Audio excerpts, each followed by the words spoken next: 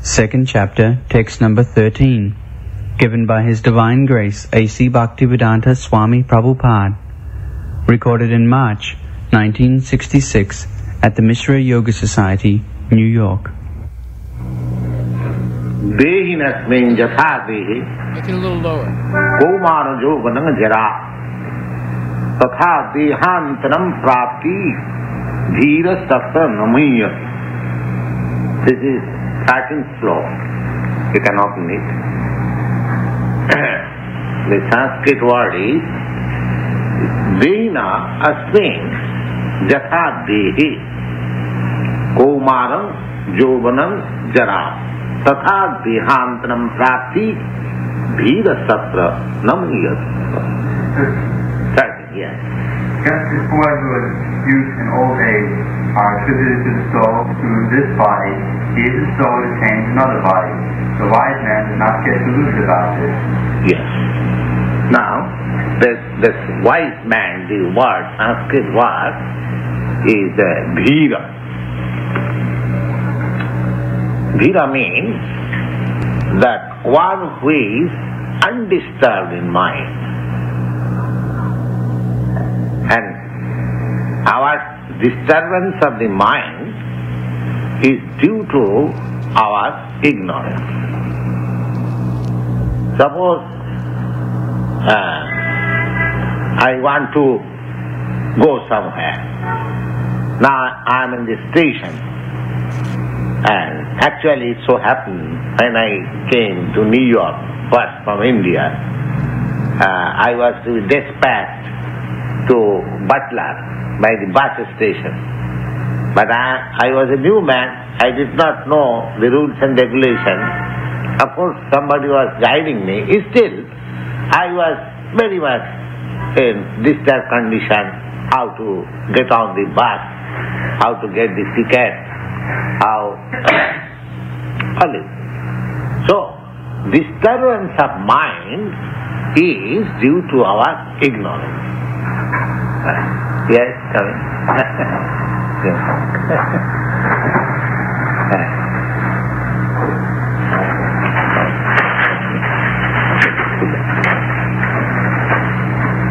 So, the disturbance of mind is due to our ignorance.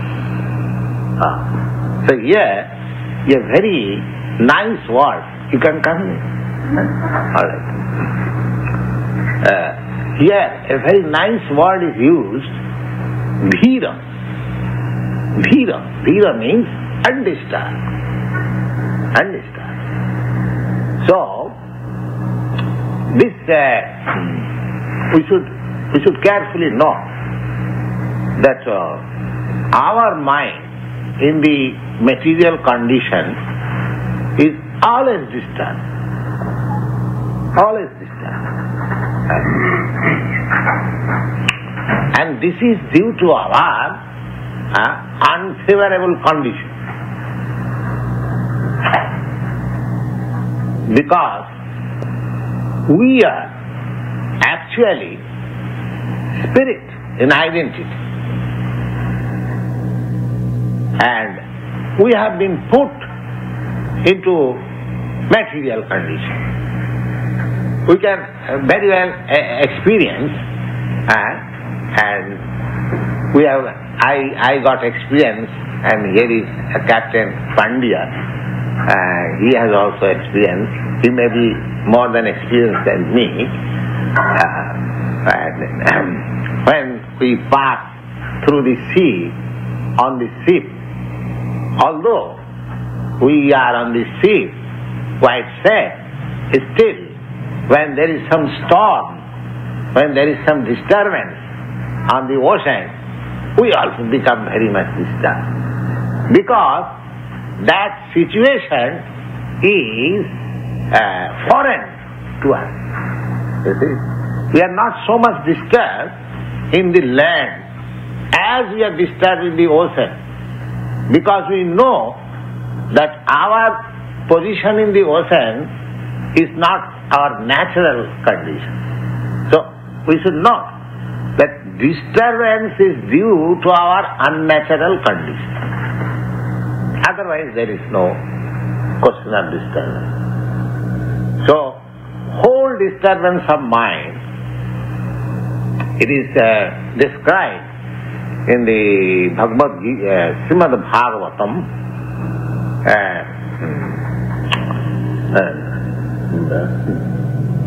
Tassadu manne suravajja dihinam sada samudvigna dhyam asadgraha ityatmaghatam grihanna kupam vanang gatojat harimasreta. This is a verse in connection with talks between Maharaj Prahlad and his father Hiranyakasipu. His father was gross materialist, Hiranyakasipu. Hiranya means gold and Kasipu means soft bed. So materialists, they are concerned with gold and soft bed for enjoyment. You see? So his name was Hiranyakasipu. And the Prahlad, his son, Prahlad means Prakishta Rupena Allad. Allad means pleasure. He is always full of pleasure. He has nothing to do with material, because material pleasure cannot give us pleasure. It is our mistake. But because we have no information of the spiritual pleasure, and because we are conditioned by this material body, therefore we seek pleasure through matter. Now, we have to raise ourselves from this position. And then we can get unlimited pleasure. We want pleasure, but we do not want such pleasure which ends. We want a non-ending pleasure. That is our heart's desire. But in material pleasure, we cannot have that pleasure. Even if you take a very good foodstuff, just delicious, still after taking some portion of it, you will feel yourself satiated. Then that very foodstuff, you will say, no, I don't want anymore. Because that ends. So that is not real pleasure. Real pleasure is defined ananta. Ananta means that which has no end. So that pleasure you can have only when you are spiritually realized soul. That is possible. That is possible. We are reading all these scriptures, Bhagavad Gita, Srimad Bhagavatam, and there are so many Vedic literatures that if anyone wants to have spiritual life, there is complete facility. There is complete facility. Now, this Prahlad was a boy, a child, not boy. He was only 5 years old. So his father called him, so, my dear son, what you have learned from your teacher, best, please explain. So he is explaining this. Tatsadu manne suravajja dihinam sada samudvignam dhyam asadgraha hityatma ghatam grihanda kupam vanangato jat harimasreta. My dear father, and his father was materialist, therefore materialists are called in Sanskrit language Asura. There are two kinds of human beings all the time, Asura and Deva. Deva means human beings who are connected with the Supreme Lord. Their life is for realization of the Supreme Truth. they are called Deva. Just like in a higher planet, there are also living beings. They are called Devatas, demigods. Because their magnitude of pleasure is far, far greater than ours. But because they do everything in relation with the Supreme Lord, therefore they are called Devatas. Devata. Devata means demigod. And Asura means just the opposite. They simply enjoy life for the matter of sense pleasure, that's all. So those who are interested in sense pleasure, they are called Asuras. And those who are interested in unending spiritual pleasure, they are called Devatas. Devata and Asura does not mean that Asuras are very ugly and Devatas are very beautiful. Even the ugly man can become a Devata, or even a beautiful man may become an Asura. That is due to his mentality. Because after all, the soul is pure. When he is in unnatural condition of life, wants to enjoy simply the material senses, he becomes Asura. So Asura can be turned into Devata. There is no hindrance. So Prahlad Maharaj, just see, the father was Asura and the son was Devata. So Asura's son can be Devata and a Devata's son can be an Asura. Just like in India nowadays, there is a great movement for removing the caste system. Because the higher caste, Brahmins, they are claiming due to their birthright higher position. And the others, they are in inconvenience. Nowadays the Brahmins are doing the same thing what we are doing, a Sudra, why he should claim? So there is that quarrel. You see? So Devata and Asura, the division is that, of course, according to our Shastra, the Brahmin family means Devata family. But because nowadays their descendants, they are deviated from the Brahminical culture, they are not to be considered as Devatas. That is also mentioned in the Shastra. They are called Brahma Bandhus. According to Shastra, they are called Brahma Bandhus. Brahma Bandhus means son of a Brahmin, but not a Brahmin. Just like a son of High Court Justice, he can claim that I am the son of a High Court Justice, that's all. But because he is the son of a High Court Justice, he cannot claim that I am also the Justice of the High Court. So that consideration is there. So Asura Devata, there is no such formula that in this line only the Asuras will come and in this line only the Devatas will come. The Asura can be converted into Devata and the Devatas also can be converted into Asuras according to their action. Chaturvarnam maya system gunakarna vibhagasaha. And the Bhagavad Gita is find that this whole division of caste that is created by me, maya system, I have created. But how it is? According to guna and karma, according to quality and according to his work. He never says according to birth. So just see. Now, here, Hiranyakasipu is Asura, but his son is Devata, Prahlad. Now, according to birthright, he should be also Asura. But no, he is Devata, Prahlad Maharaj. Prahlad Maharaj is counted one of the 12 great personalities who can distribute transcendental knowledge. They are called Mahajan.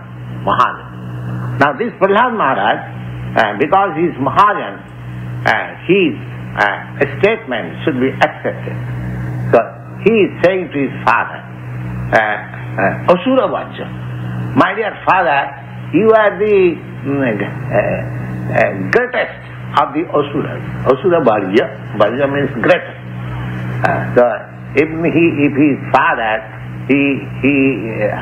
addresses his father, Asura Vajja, Asura, because your aim is simply sense pleasure. Is it? So, Tathadu manne Asura Vajja dehina.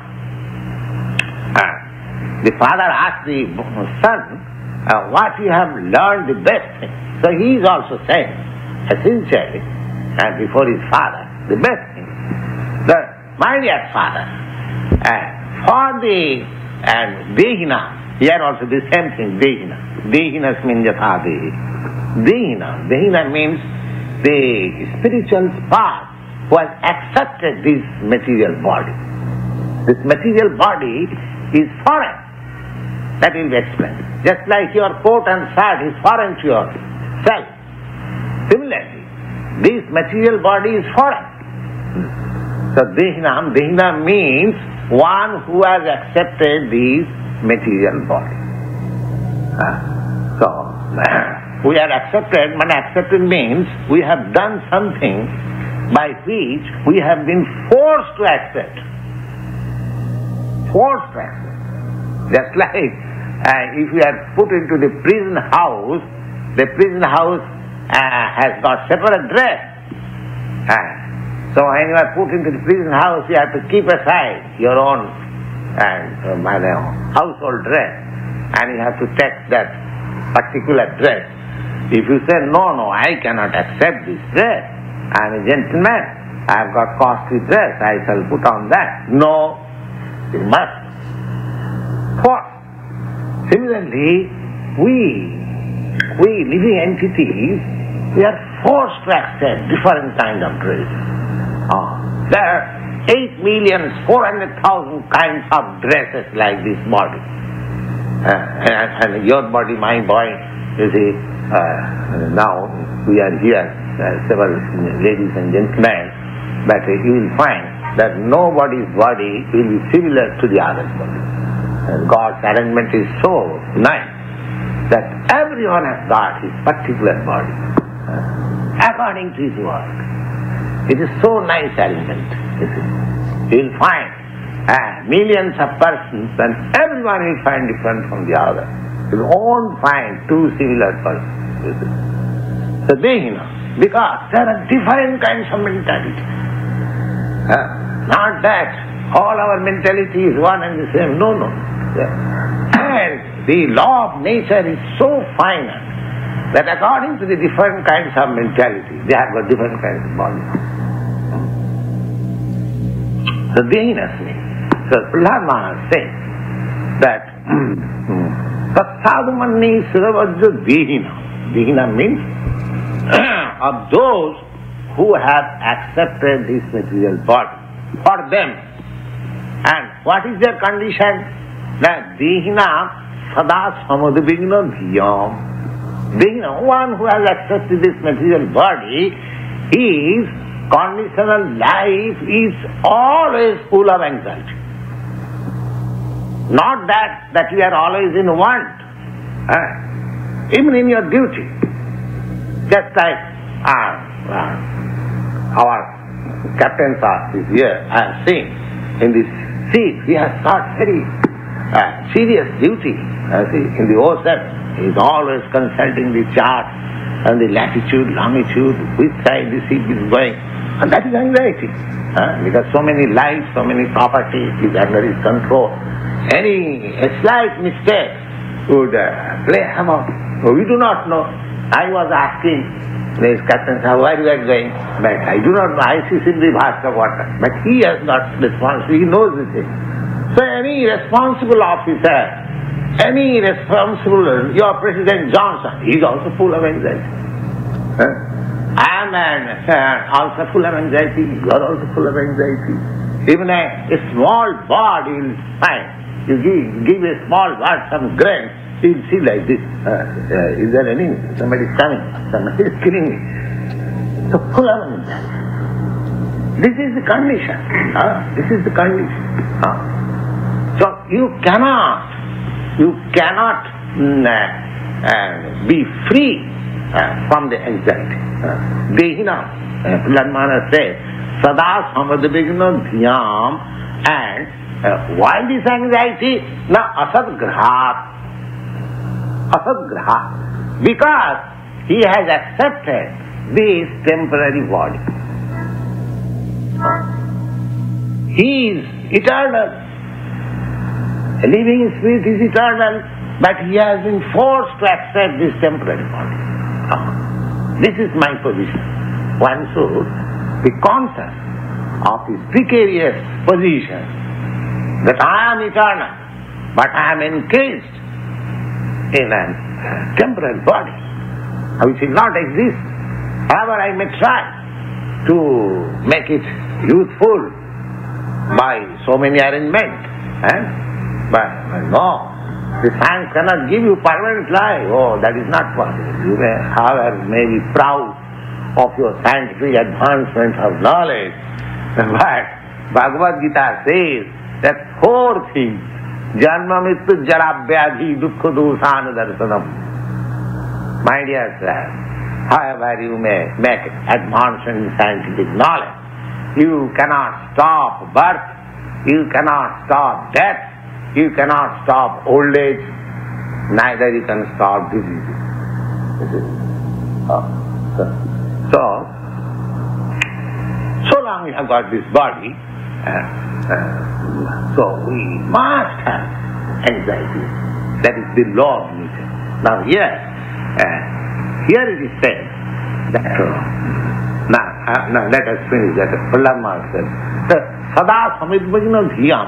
My dear father, for persons who have accepted this temporary material body and is full of anxiety always, for them, my idea is that they should give up this materialistic life and surrender unto Hari. Hari means Bhagavan, the Supreme Lord. That is the way of getting out of, and actually this is so. And in the Bhagavad Gita, he will find, and the last instruction to Arjuna is, Sarva dharman parityajya mamekam saranam. This is the most confidential knowledge I am giving you, because you are my friend, and because I love you very much. Therefore, this is my last word. So, we can get free from all anxiety as soon as we are surrendered to Hari. That is the whole system of spiritual knowledge. Aradhita jadi haris tapasa tatatkim. If you accept from the very beginning this principle that I must surrender unto the Supreme Lord, then there is no other necessity of prosecuting your spiritual knowledge. That is the final spiritual knowledge. Aradhita jadi haris tapasa tatatkim. Tapasa means penances, accepting penances for spiritual realization. Now, one who has accepted the worship of the Supreme Lord, he has no more anything to do for spiritual realization. He has realized. And Naradhita jadi haris tapasa tatatkim, and after undergoing so much severe penances, if one does not understand what is God, then whole thing is spoiled. Tapasa tatatkim, whole penances is spoiled, because he could not reach the ultimate goal.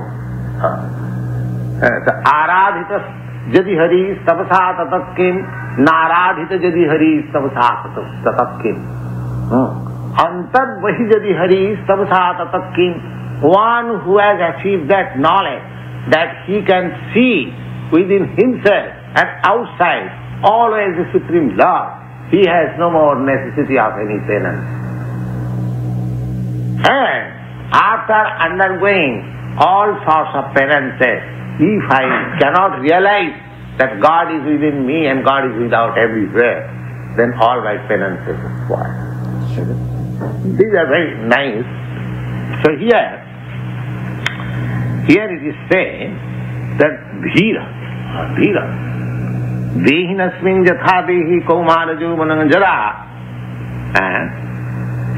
tatha dehantram prati dhira tatra namiyati. Dehina means one who has accepted this material body. Asmin, man in this world or in this life. Jatha, as dehe means within this body. Because dehina means one who has accepted this body, and dehe within this body. So I am sitting within this body. Now I am not this body. Just like you are within this hat and coat. Similarly, I am also within this body. This gross body and the subtle body. This gross body is made of this earth, water,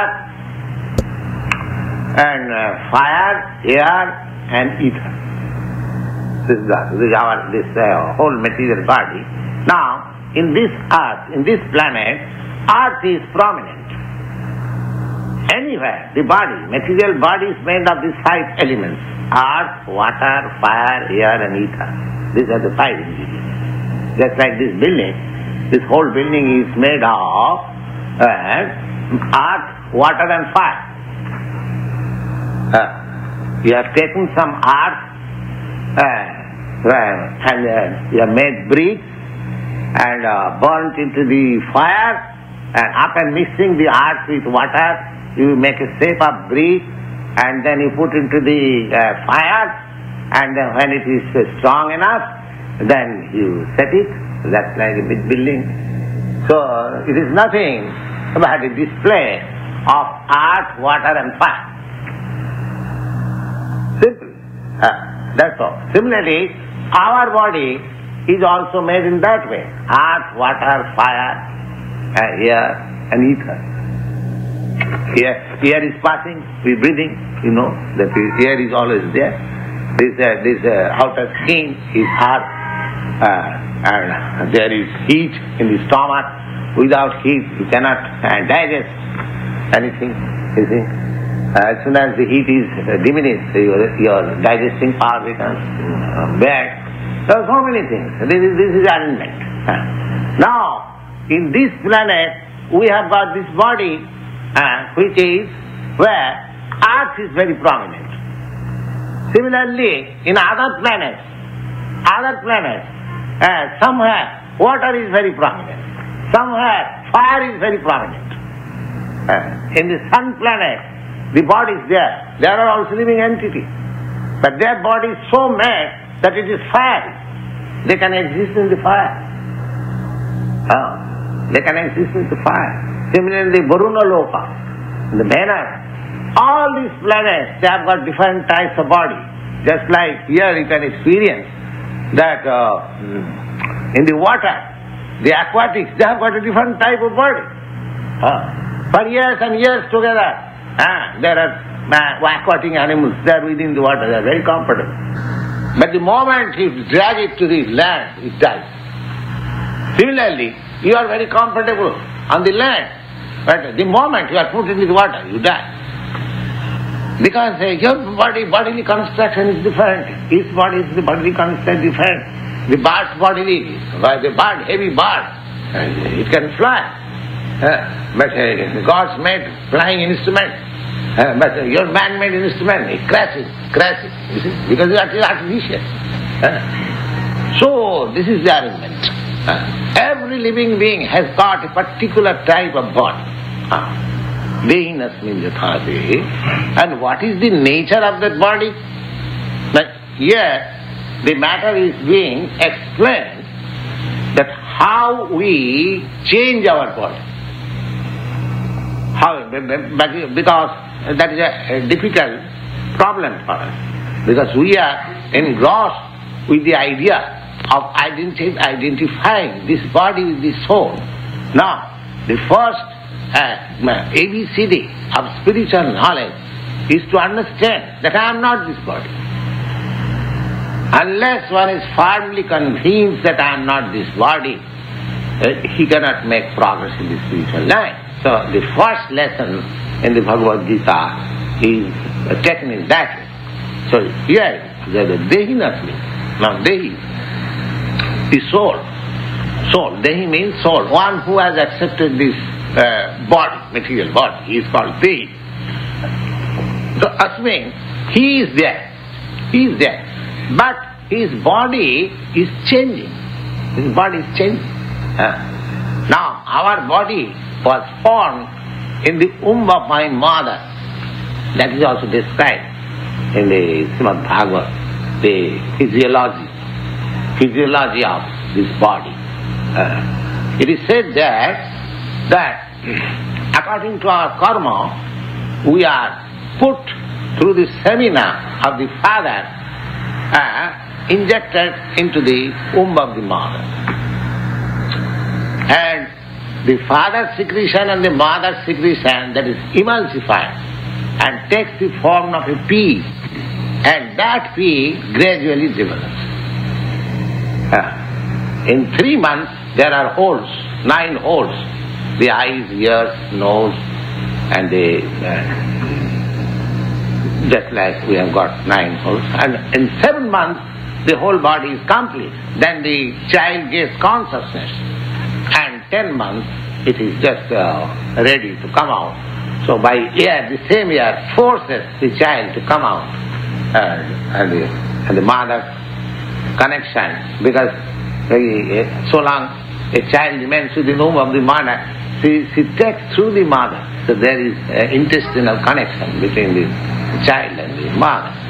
So after the child comes out, the intestinal connection is cut off and he becomes a separate identity. That is the law. Now, our point is, as from the mother's womb, from the very beginning of her birth, as the body develops. Similarly, after coming out of the body, it also develops. But the spirit spark is there the same. The body takes development. So, now, that development from this small child, he becomes a bigger child, then becomes a boy, then becomes a youth, then gradually an old man like me, and then gradually when this body is no longer useful, then it has to be given up and another body has to be taken. This is the process of transmigration of soul.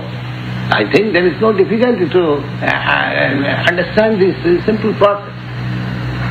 Now the soul is there, and the body is transforming every moment, imperceptibly. Just like if you have seen some your friend's child is small, and after 5 years you go to that friend's house and see the child. Oh, you have grown so big. You have grown so big. But the father and mother cannot see, because they are seeing daily. They do not see how my child is growing. Daily.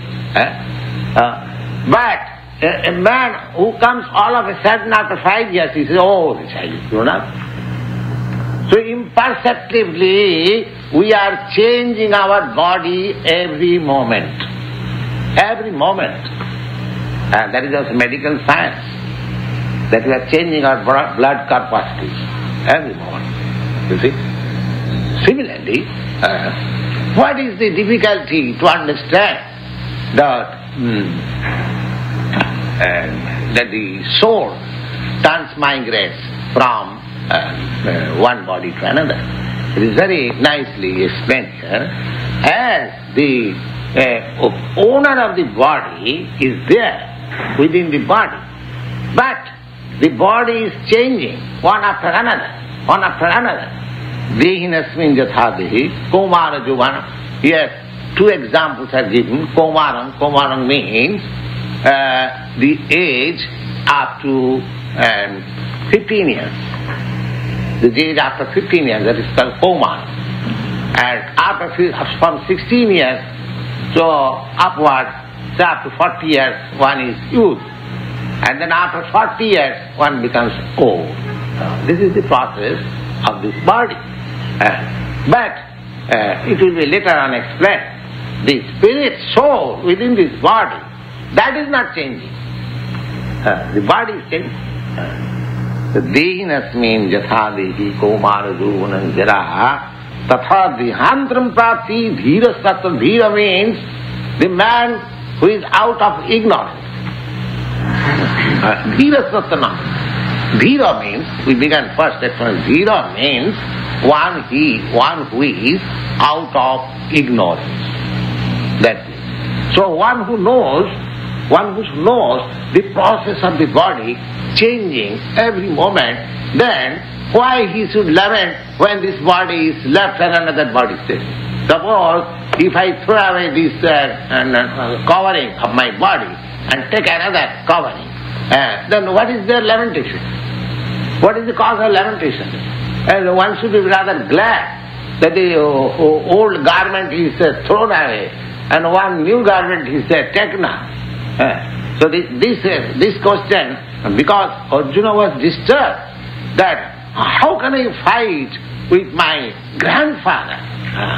That is all right, that is my duty to fight, but how can I fight with my grandfather Bhishma, with my teacher Dronacharya? It is not possible. So he is playing the part of a fool, but he was not a fool, but just to teach us. Unless he becomes a fool like us, why this Bhagavad Gita will come? The Bhagavad Gita, just like it is play. Krishna is constant companion of Arjuna. So Arjuna cannot be put into that ignorance.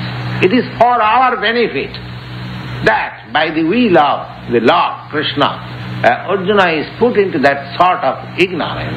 So he is asking Krishna all these questions, just like a foolish man, and Krishna is giving instruction, so that it is being recorded in the history of Mahabharata for future generations. So here, Arjuna, he was declining fight, that how can I fight with my grandfather? You see, he is respectable, he has brought me up since my father's death, and he is my teacher, Dronacharya. He has taught me this military art, whatever I am warrior, my expertness is due to him. And do you think, Krishna, I shall kill them? No, I can fight with them, I can kill them, but it is not my duty. So Arjuna says like that. But Krishna says, no, you must be dutiful. Never mind who is that, your grandfather or your teacher. No. When there is fight, you are a Kshatriya. A Kshatriya should not be, has no other consideration in the fight. He must fight. So here is the thing, you see, that Krishna does not say that you become a non-violent. No, never says that. When there is question of fight, for right cause, you must fight. There is no question of becoming non-violent. You see. Now he is saying that don't be aggrieved, and even your grandfather Bhishma, they died, even your Dronacharya, it will be good for them because they are now old enough. And as soon as they are dead, they get a new body. So you should not be discouraged. Then one thing is that we mean to say that therefore a man should be killed. No. We cannot kill without reason. No, that will be a great sin. But this is a fight. This is a fight for a cause. They are not killers. It is said that a Kshatriya who lays down his life in the battlefield, he at once rises up to the higher planet. Because for right cause, if one lays down his life, just like so many people, they lay down their life for the cause of the country. Do you mean to say they are sinful or they are going to hell? No, no. Those who are laying down for the good cause, their life, their next life is very brilliant. But if you commit suicide without any reason and written or without any cause, then you will be sinful. It is sinful. These are, of course, we get knowledge from this. So, dehinasmin jatha dehi kaumana jovanam jara tatha dehantram prapti dhira. So dhira, one who has got complete knowledge of the constitution of this body and the constitution of the spirit soul, they are not aggrieved when a soul transmigrates from one body to another. That is the sum and substance of the whole this verse. Now, here some philosophical questions may be raised. There are two classes of philosophers that after liberation, after getting out of the body, the soul amalgamates with the Supreme Soul. That question we have already discussed. Still, there is no harm discussing it again, because any substance and knowledge, if it is discussed one after another, twice, thrice, it is better. Now, Krishna finds out that every soul is individual soul. Every soul, and that is our experience, that every one of us, we have got some individual consciousness. Not that my consciousness is just equal to your consciousness. I do not know what is going on. We are all individual souls.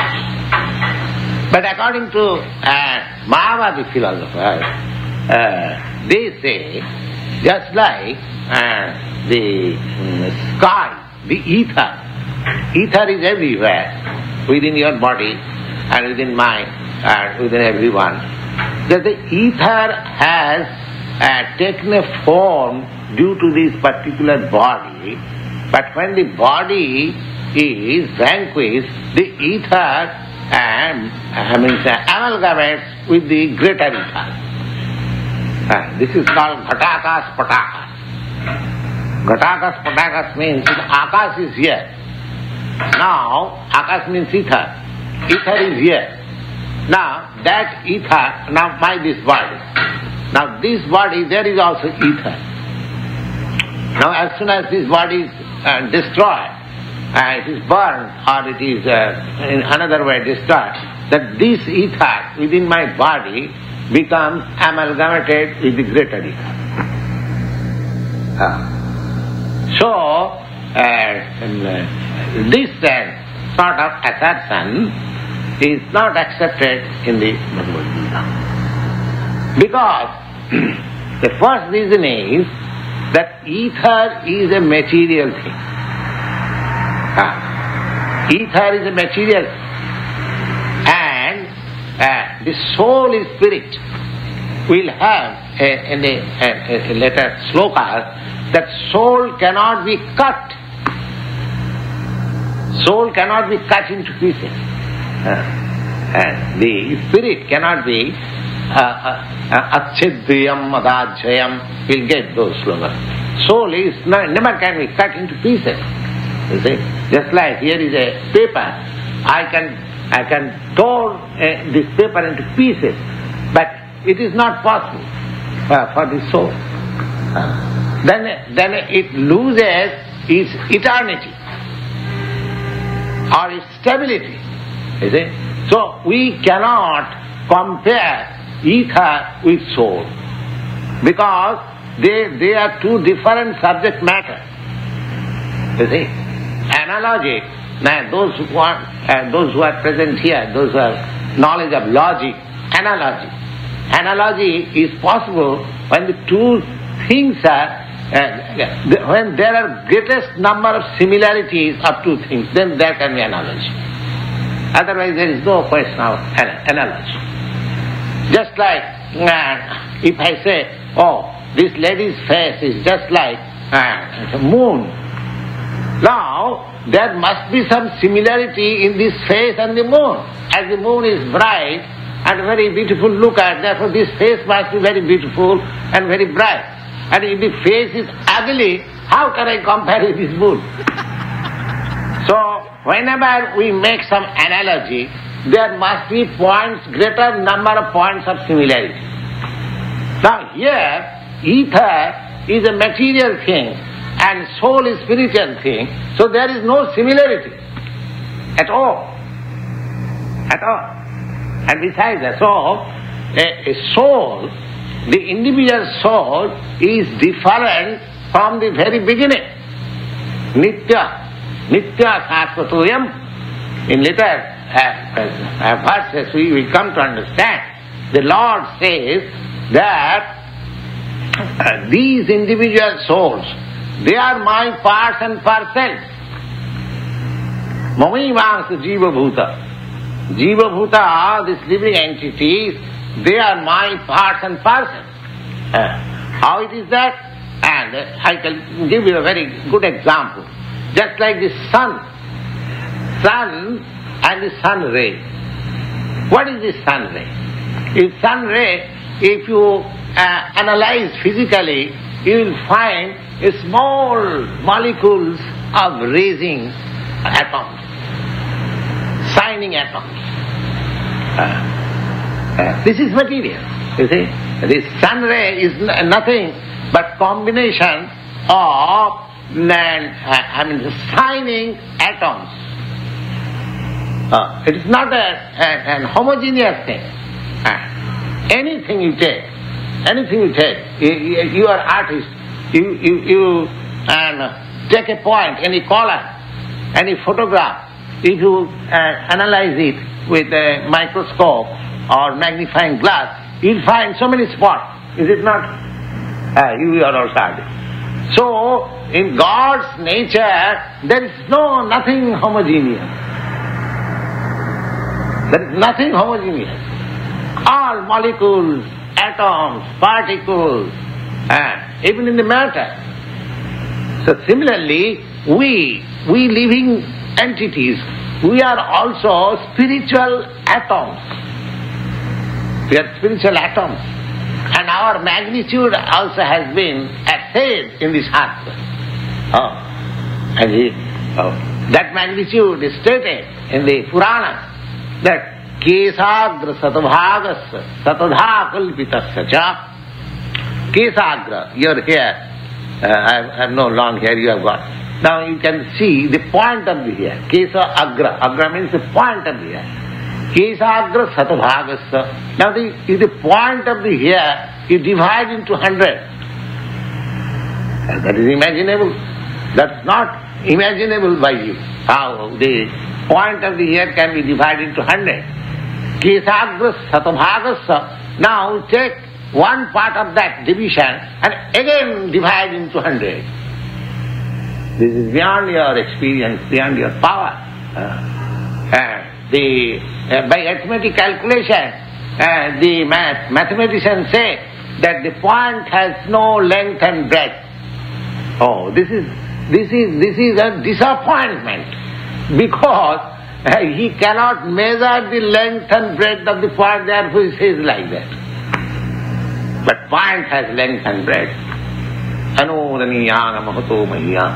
Therefore, a certain class of philosophers, they are astonished simply by seeing the great magnitude of the Lord. But there is smaller, Sanuraniyana. There is a much smaller than the atom magnitude. That is beyond our experience. Therefore we say Nirakar. Nirakar means we cannot calculate the akar, the actual form. Nirakar does not mean that it has no form, it has form. That they say that the point has no length and breadth. Similarly, the soul has everything length and within that point it has got his head, legs, everything, consciousness, everything there. And because it is beyond the calculation of our human knowledge, therefore they are disappointed. Nirakar, not Nirakar. It has occurred. But our senses are so blunt that we cannot calculate. Now in this days of scientific advancement, you take a dead man, you sit down. Now we can see how this soul transmigrates from this body. You cannot see. You cannot see. Our eyes are not qualified to see it. Therefore, all the senses, they should be spiritualized. If we want to see the spirit whole, the Lord is spirit whole, we cannot see in the spirit part. We are very much proud of our senses, but our senses are so imperfect that now I see with my eyes, but I cannot see my eyelid. You see? The eyelid is always attached with my eye, but I cannot see. So, our power of using the senses, that is very limited. So we should not depend only on the senses. As a pratyaksha, it is called pratyaksha anumana. There are three kinds of evidences: pratyaksha, anumana, and aitijya. Pratyaksha means that you can directly perceive. That is called pratyaksha. And anumana means you can conjecture. It may be like this. It may be like this. Perhaps it is like this. This is called anumana. And the other evidence is aitijya. Aitijya means to take evidences from the authority. So, out of these three evidences, this aitijya evidence, just like we are taking instructions of Bhagavad Gita, sound vibrated by the greatest personality, Sri Krishna. That sort of praman is accepted. That is the best. That is the best way of acquiring knowledge. Because so far direct evidence is concerned, it is impossible because our senses are so imperfect, we cannot have anything. We can have some direct experience of certain things, but not for all. Especially for this spiritual things, which is beyond our experience. So pratyaksha means direct evidence you cannot have. And anuman means speculation. Simply, it may be like this, it may be like that. That is also imperfect. Because our thinking power is also limited. Because our senses are limited. So our thinking power is, mind is one of the senses. Out of the 10, the mind is considered to be the 11th sense. There are 5 karmendriya and sensory organs and working organs. 10, and the mind is the chief. So mind is also considered as one of the senses, the chief senses. Okay? So, because it is sense, it is imperfect. So by mental speculation, we cannot have it into right conclusion. By mental speculation. Though I am simply speculating on mind, they can make some progress to a certain extent, but they cannot reach the ultimate goal. It is not possible by mental speculation. Neither it is possible by direct evidence. The only possible evidence is authority. Just like yesterday also I gave you that example. Just like if a child asks his mother, who is my father? Now the mother says, here is your father. So if the child says, I don't believe it, so he has no other source of knowledge except the mother's version. that here is your father, he has no other alternative to know who is father. It is such a thing that neither he can imagine, speculate, or he may be my father, he may be my father, he may be my father. A lots of father he can gather. That is not possible. And neither it is possible for direct perception. The only possibility is the mother's evidence. Similarly, as the mother is the authority for the child, similarly, the Shruti, the Veda, they are called mother of knowledge. So, for such spiritual knowledge, we have to accept the authority. Now here, the Bhagavad Gita is authority. It is accepted. Don't think that it is a scripture of the Hindus. No, it is for all human beings. There is reason, there is science, there is philosophy. It is not dogmatic. So it is to be understood simply. So, and not only that, actually it is accepted by all countries, not only in your country, but in other countries also. Bhagavad Gita is accepted as one of the greatest book of authority. So this is the process. You should know that the spirit soul, as it is stated in the Bhagavad Gita, dehinasmin yatha dehi kaumana jovana jara tatha dehantram prapi dhirastasyanam bhajati. As the soul is within the body, and the body is changing every moment, similarly, the last stage of change is called death.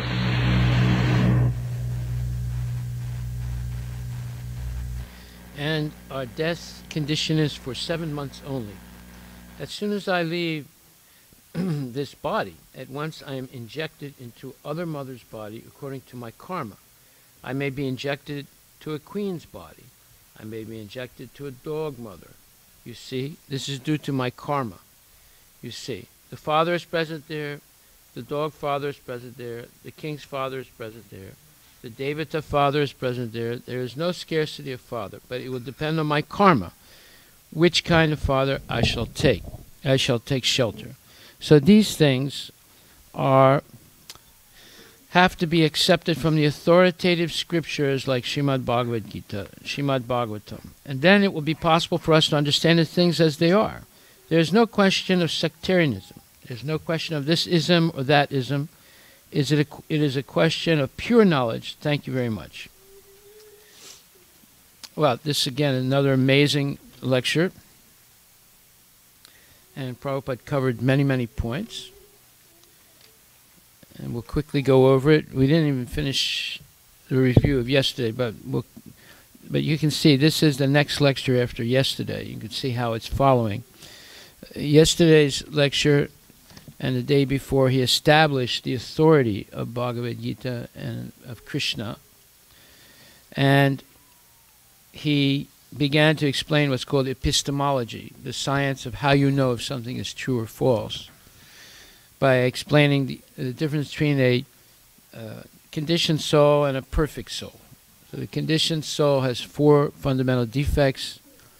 We make mistakes, we're easily illusioned, our senses are imperfect, and we have a cheating propensity.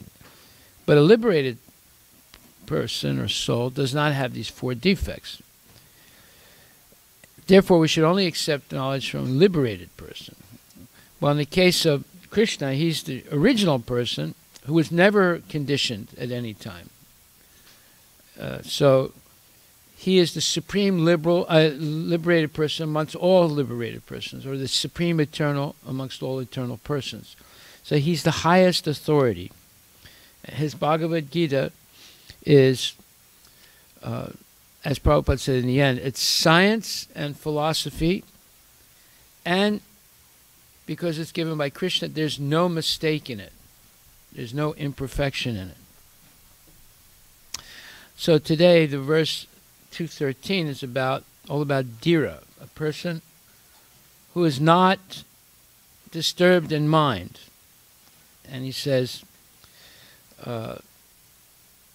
everyone in this world is disturbed in their mind because we we have this fundamental duality of an eternal soul in a temporary body. So that duality, that's the beginning of duality. And then there are many other dualities that come from that. So unless we become free of those four defects, everything we do in our life will be based on ignorance. And disturbance of the mind is due to ignorance, therefore will always be in anxiety. As long as we identify with the body, and the body, that identification will cause disturbance of the mind due to ignorance, not knowing what is the process of the body, what is the difference between the body and the soul, and so forth. But adhira is a person who's not disturbed because they know that I am not this body. So the mind that's always involved with the body and pleasing the body or sense gratification, it's always disturbed. But the dhira is a person who rises above this bodily concept, and therefore is not disturbed. So then Prabhupada quotes this verse, Tat sadhumanye suravarya dehinam, and he goes into a long explanation of the verse. Basically, Prahlad Maharaj tells the Shringadev, Hiranyakashipu, he says that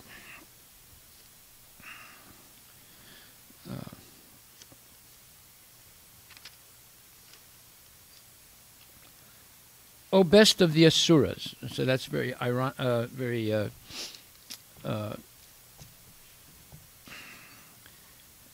ironic statement. It's calling his father the best of the Asuras. In other words, the best of those who are always disturbed, who don't know what the purpose of life is, and so forth.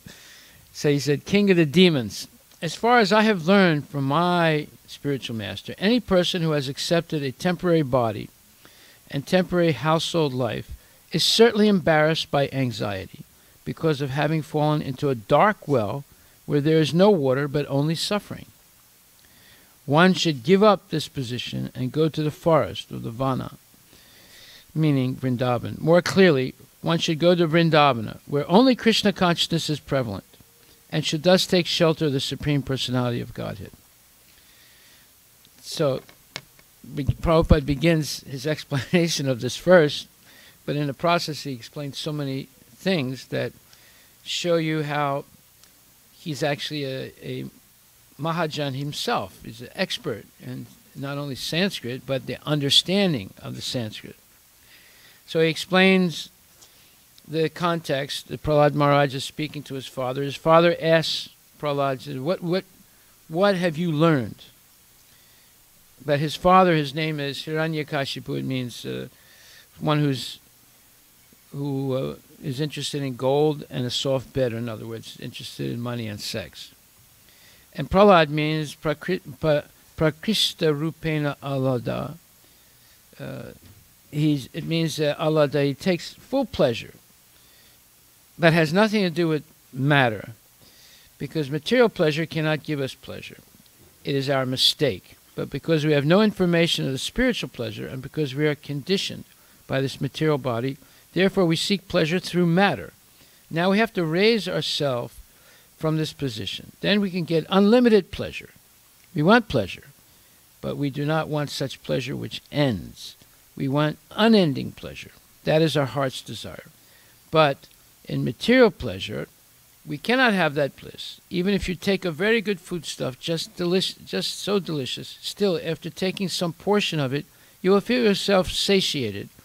Then that very foodstuff, you'll say, no, I don't want any more, because that ends. So that is not real pleasure. Real pleasure is defined as ananta. Ananta means that which has no end. So that pleasure you can have only when you are a spiritually realized soul. That is possible. That is possible. We are reading all these scriptures, Bhagavad Gita, Srimad Bhagavatam, and there are so many Vedic literatures that if anyone wants to have spiritual life, there is complete facility. There is complete facility. Now there's Prahlada. Prahlada was a boy, a child. He was only 5 years old. So his father called him, "My dear son, what you have learned from your teacher best. Please explain." So he's explaining. So he says that calls his father an asura and a materialist. Materialists are called asuras. So there are asuras and devas. So now Prabhupada explains the difference between asuras and devas. Devas are human beings who are connected with the Supreme Lord. And asuras are materialists. They only see their happiness in terms of the body and sense gratification. So they simply enjoy life for the matter of sense pleasure. That's all. They're interested in sense pleasure. They are asuras. But those who are interested in unending spiritual pleasure, they are called devatas. But you know, it doesn't mean that a devata is beautiful and asuras are ugly. You can have an ugly asura who becomes a devata by proper cultivation. Okay. So, Prahlad's father is an asura, but the son is a devata. That proves that even an asura can become a devata. Jai Shri Radha Nilamadhava Ki Jai.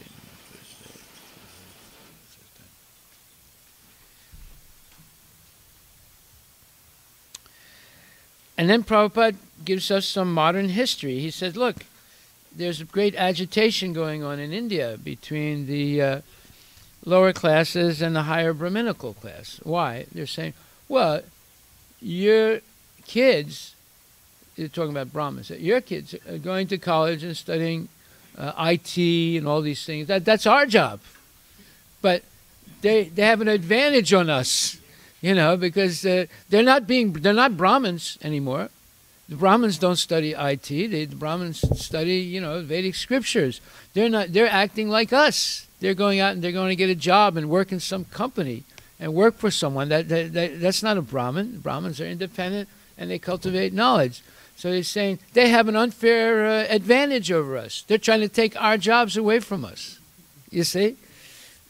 So now you understand why in Kerala and in Tamil Nadu, you know, if you're a Brahmin, you're discriminated against now.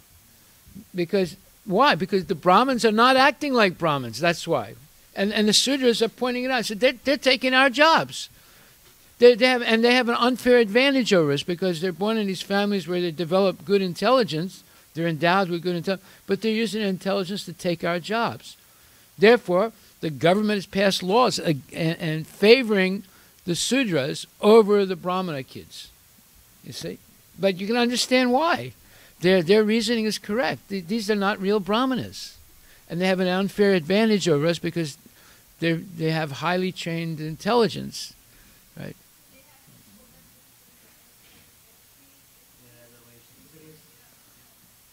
But you see why it started.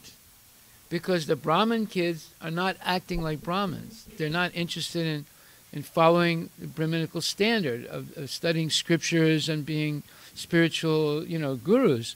They're engaged in Sudra work, right? And they have an unfair advantage when it comes to that. So, did you ever hear this explanation before?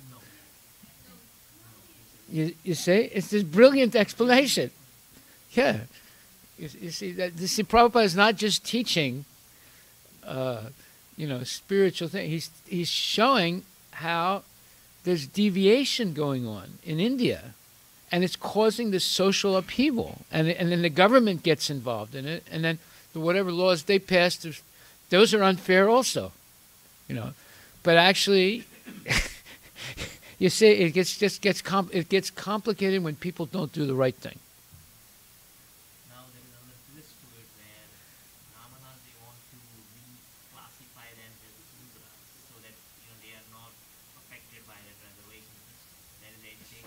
But they are Sudras. No, but they're changing their name so they can do. I know, but they're doing the right thing. They're doing the right thing. They should not pretend to be Brahmins because they're not Brahmins.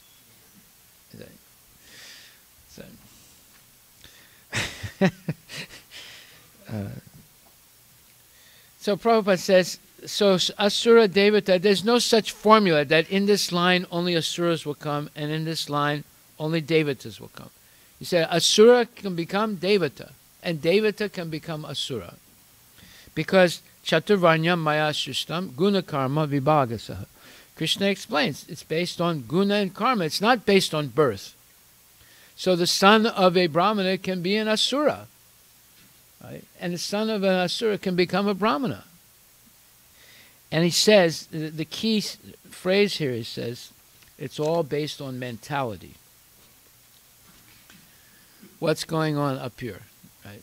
If the mind has become corrupted with material philosophy, where the goal of life is sense gratification, then you can be born in a Brahmana family, but you can end up with the mentality of a Sudra, or less than a Sudra. Okay? And if you're born in a Sudra family, but you come into good association, and your mentality is adjusted toward becoming Shastra Chaksus, seeing through the prism of Shastra, then you can become Brahmana. Okay? It's not based on birth. It's based on the mentality of the person. So Prahlad Maharaj is being very ironic here. He's calling his father the greatest of all the Asuras. That means he's the greatest sense gratifier, the greatest person attached to the body and sense pleasures. See? And he says, Asurya Varya means the greatest Asura. Because your aim is simply sense pleasure. Tat sadhu manye asura varya dehinam. The father asked the son, what have you learned? Tell me the best thing you learned. So he's saying sincerely before his father, the best thing is that, my dear father, for the dehinam. Dehinam means those who, it's the soul in the body. See? And he says, Dehinam means the spiritual spark who has accepted this material body. This material body is foreign. That would be explained. Just like your coat and shirt is foreign to yourself. Similarly, this material body is foreign. So Dehinam means one who has accepted this material body. So we are accepted means we have done something by which we have been forced to accept. Forced to accept. Just like if we're put into prison, the prison house has got separate dress. So you are put into the prison house. You have to keep aside your own household dress, and you have to take that particular dress. See? So the material body is the prisoner's dress, right? So Dehinam is someone who is in that prisoner's dress, so as a material body, although their real identity is the spiritual soul. And the nature of the spiritual soul is Anandamaya Bhyasat, unending happiness, right? But in the material body, we have unending anxiety. You say. And he says, you won't find two similar persons, you see. So Dehinam, because there are different kinds of mentality. Not that all our mentality is one and the same. No, no. And the law of nature is so finer that according to the different kinds of mentality, they have different kinds of bodies. So dehinosmin, asmin dehe. So for those who have accepted this material body, what is their condition? Dehinam sada samudvigna diyam. Dehinam, one who has accepted this material body, his conditional life is always full of anxiety. That's it. And this is true. You just look at the news. You'll see the Democrats are in anxiety. The Republicans are in anxiety. The president is in anxiety. Bezos is in anxiety. Huh? They're all in anxiety. Why? Because they haven't accepted the body. Okay? And with that, they accept sense gratification as the summum bonum of life. But how can it be a summum bonum?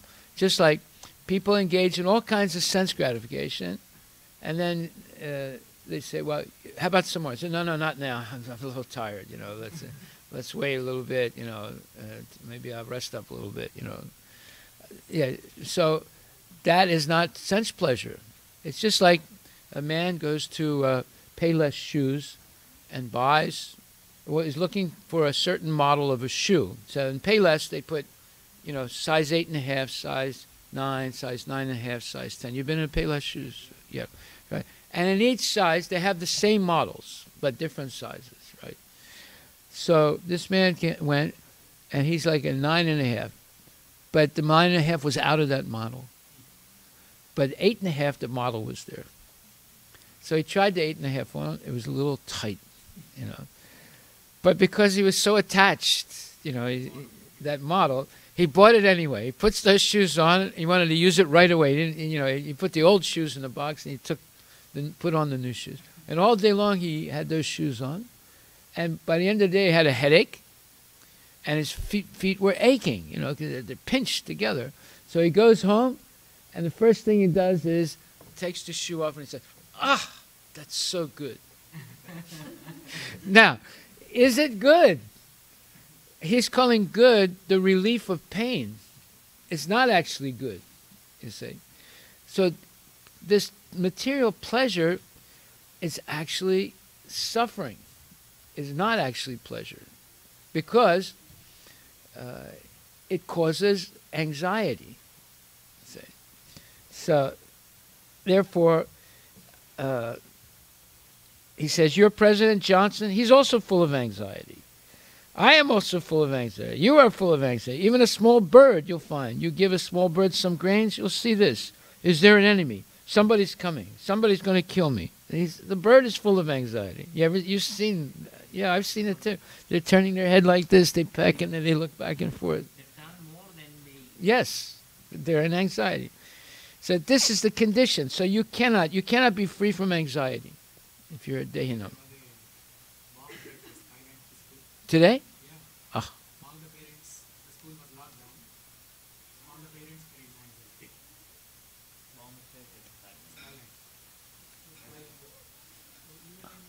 Another high school also, Issaquah High School, 2 schools. At the same time? Yeah. Bomb threat. Yeah. They arrested, I think, 2 kids from Issaquah. They had guns. They had guns? Even in Skyline High School, they arrested 2 kids. Same time. Yeah. Yeah, there were a lot of helicopters. Now, let me tell you, the most dangerous place in the United States is a public school. It's the most dangerous place. No parallel anywhere. Yeah. Yeah. Anyway. So I came here at 12 o'clock to the temple. Yeah. I saw one man walking into the temple. Yeah. It was the first time I saw him. Yeah. I never saw him. You had some doubt in your mind. So the curtains were closed. Yeah. I was trying to tell him that I will come get darshan. And he said, no, I came to the Skyline High School. My daughter is there. Yeah. So the school was locked down. So he's coming here to pray? So I didn't know what to do. Yeah. I came here. Okay. That's how you found out. Yeah. So I didn't hear that on news tonight. I found out when I talked about this.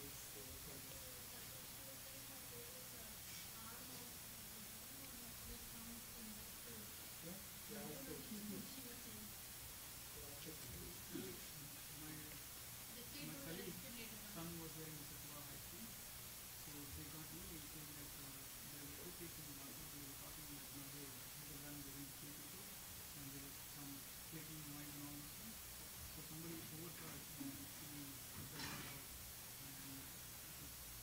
And they called 911 and everything.